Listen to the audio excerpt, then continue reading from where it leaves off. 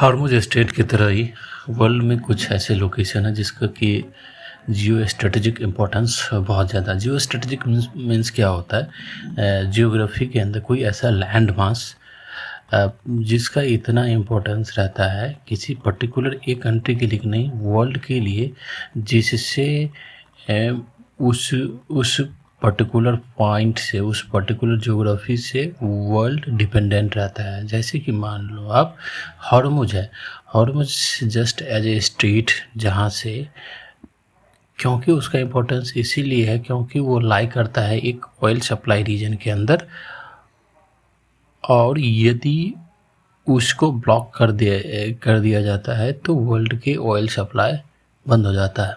इसी तरीके से वर्ल्ड में बहुत सारे ऐसे जियो स्ट्रेटेजिक लोकेशन हैं, जैसे कि आप यदि देखोगे तो एक हो गया, दूसरा स्वेज कैनाल है। स्वेज कैनाल जो कि इजिप्ट के अंदर है, इजिप्ट का उस पर वहाँ पे कंट्रोल है। यदि उसको चॉक करता है तो मेडिटेरेनियन सी और इंडियन ओशियंस, रेड सी, इससे कनेक्शन टूट जाएगा। तो उससे क्या होगा, यूरोप और एशिया के बीच का ट्रेड बंद हो जाएगा। ठीक, वो हो गया। तीसरा यदि आप देखोगे तो एक जिब्राल्टर स्ट्रेट है जो मेडिटेरेनियन सी को अटलांटिक ओशियन से जोड़ता है। तो यदि उसको चॉक करता है तो उसको चॉक फिर कौन करेगा, जिसके पास हार्ड पावर है, जिसकी मिलिट्री स्ट्रेंथ उतनी है, या तो फिर जो नियर बाई कंट्री है, जैसे कि हॉर्मुज़ के पास ईरान है, ओमान है, यूएई है।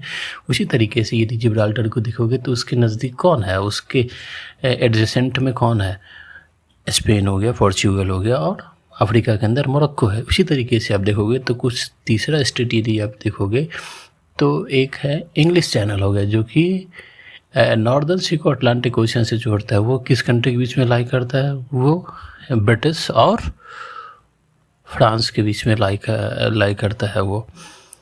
तो इसी तरीके से वर्ल्ड में और में इम्पोर्टेंट, जैसे मुलक्का स्टेट के बारे में जानते हैं।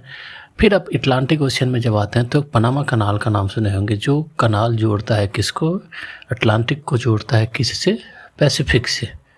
ठीक, उसी तरीके से आप और भी देख सकते हैं। Thank you for watching.